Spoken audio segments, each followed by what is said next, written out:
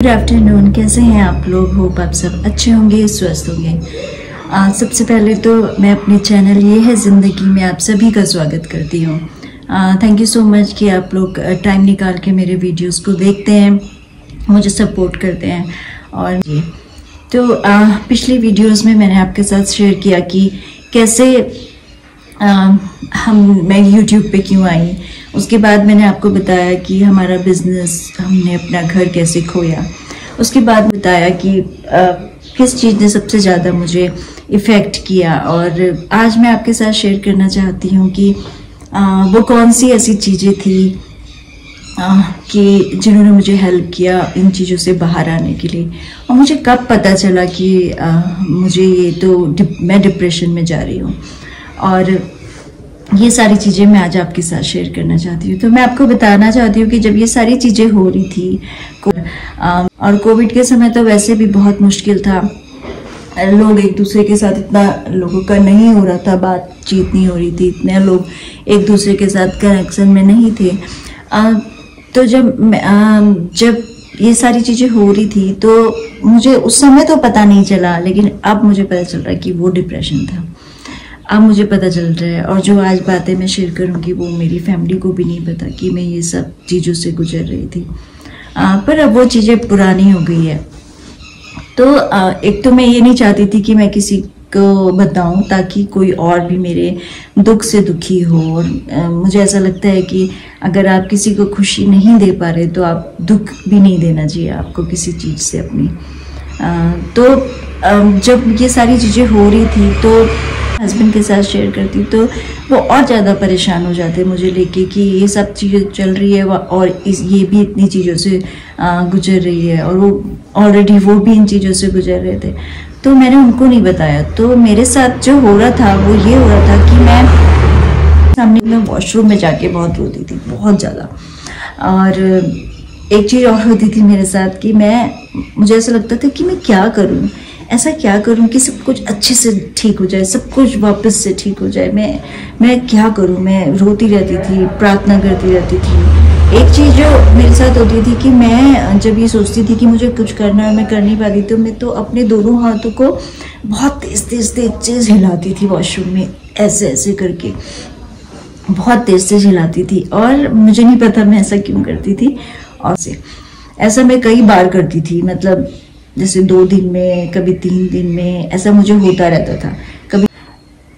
उसके बाद फिर मैंने सोचा कि ये ऐसे तो जीवन बहुत मुश्किल है। मेरे बच्चे अभी मेरे पास नहीं है, वो बाहर हैं, और अगर मैं ऐसे ही रहा तो मैं मुश्किल हो जाएगी बहुत, मेरे लिए भी और मेरे बच्चों के लिए भी। तो मैंने सोचा कि मुझे इससे बाहर आना है, मुझे कुछ करना पड़ेगा। तो ये सारी चीज़ें तो चल रही थी हमारे कि घर सेल करना और यहाँ वापस से उत्तराखंड आना, ये सारी चीज़ें चल रही थी। तो मैंने सोचा मैं ऐसा क्या करूँ। और तो मैंने जो मुझे चीज़ें पसंद है, जैसे जो लोग मुझे पहले से जानते हैं उन्हें पता होगा कि मैंने टाई डाई का काम स्टार्ट किया था। मुझे टी शर्ट्स को मैं डाई करके सेल करती थी। और थैंक यू सो मच जिन लोगों ने भी उस समय मुझे सपोर्ट किया, मेरे से टी शर्ट्स खरीदी। वो चला नहीं काम, लेकिन मैंने कोशिश करी और मुझे पसंद भी था। मैं रात को 4-4 बजे तक, 3-3 बजे तक टी शर्ट्स को बनाती थी। वो फर्स्ट टाइम मैंने करने का सोचा, मतलब मैंने उससे पहले कभी ऐसा कुछ किया नहीं था। अच्छा लगता है, जैसे मैं पेंट करती हूँ, बॉटल्स को पेंट करती हूँ। मैं आपको एक दिखाती हूँ बॉटल। जैसे ये एक बॉटल है, ये मैंने पेंट करी है। तो ये चीज़ें मैंने स्टार्ट करी। ये चीज़ें मैंने जो चीज़ें मुझे पसंद थी, जैसे टाई डाई का काम करा, उसके साथ साथ मैं अपने घर में बॉटल्स को पेंट करती थी।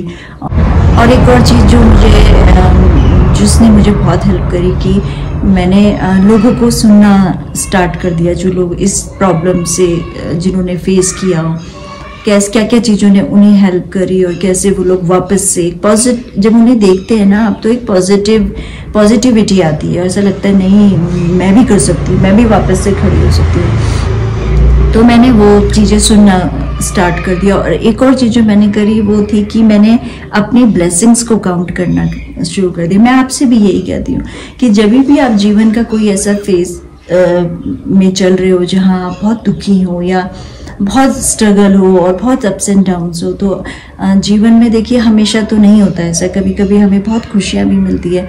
तो उन पलों को याद कीजिए और सोचिए कि जब वो समय नहीं था तो दुख का समय भी नहीं रहेगा और आप ज़रूर वापस से खड़े हो जाएंगे। तो आप उन्हें याद कीजिए, अपने बच्चों को याद कीजिए, अपने परिवार को याद कीजिए, उनके प्रेम को देखिए और उनके साथ बिताए हुए पल को याद कीजिए और सोचिए कि आगे फ्यूचर में आप कैसे उनके साथ और अच्छे से जीवन को व्यतीत कर सकते हैं। ये सारी चीज़ें याद कीजिए जो मैंने किया। एक सबसे बड़ी चीज़ जो मैं आपको शेयर करना चाहती हूँ वो ये है कि मैंने लिखना स्टार्ट किया। मुझे लिखना बहुत पसंद है। लिखने का मतलब ये नहीं है कि मुझे बहुत कुछ आता है, ऐसा नहीं है, पर जो भी मेरे मन में चल रहा होता है ना, मुझे उसे लिखना पसंद है। तो पहले भी मैं कई चीज़ों को कभी कभी लिखती थी, पर उस समय मेरा जो अंदर से मेरी चीज़ें हो रही थी उन्हें मैंने अपने शब्दों को मैंने कागज़ में उतारना स्टार्ट किया। और जब मैंने ये करा ना तो मुझे ऐसा लगता था कि मैंने अपना दिल का बोझ तो ख़त्म हो गया, मैंने तो अपनी बात कह दी, मैंने अपने आप का मन हल्का कर दिया। तो मैं लिखना स्टार्ट कर दिया। मैंने लिखती थी, मैं जो भी मेरे मन में चल रहा होता था। इस चीज़ ने मुझे बहुत हेल्प करी है। तो बस मैं ये शेयर करना चाहती थी कि किन किन चीज़ों ने मुझे हेल्प करी वापस से खड़े होने में, वापस से मेरे जीवन को नॉर्मल करने में। पूरी तरीके से तो देखो नॉर्मल नहीं होता है, आप नहीं भूल सकते चीज़ों को। इतना समय 4 साल गुजरने के बाद भी वो चीज़ें बहुत याद आती हैं, लेकिन आपको ऐसा लगता है कि नहीं, अब मैं आगे निकल गया हूँ और वापस से सब कुछ अच्छा होगा। और एक और चीज़ की आप याद रखिए कि ईश्वर जो है वो आपको देख रहा है, वो आपकी मदद करेगा यदि आप खुद अपनी मदद करना चाहेंगे तो अकेले संभव नहीं है, पर परिवार और ईश्वर के साथ सब कुछ संभव है। तो सब अच्छा होगा। मैं चाहती हूँ कि जो भी इस समय स्ट्रगल से गुजर रहा है वो अगर उनको लगता है कि जो मैंने किया वो कर सकते हैं तो प्लीज़ आप पॉजिटिव सोचिए। आप आपको लिखने का शौक़ है तो आप लिखिए, अपनी मन की बातों को लिखिए, आपको जो पसंद है वो कीजिए। आप अपने खूबसूरत पलों को याद कीजिए जब आप बहुत खुश थे, और ईश्वर को याद कीजिए कि वो आपके जीवन में कभी इतना दुख नहीं देगा कि आप सह ना सको। तो बस मैं इतना चाहती हूँ कि आप सब खुश रहिए, मुस्कुराते रहिए, और बस यही चाहती हूँ। थैंक यू सो मच कि आप टाइम निकाल के मेरे वीडियो को देखते हैं और पसंद करते हैं। Thank you so much.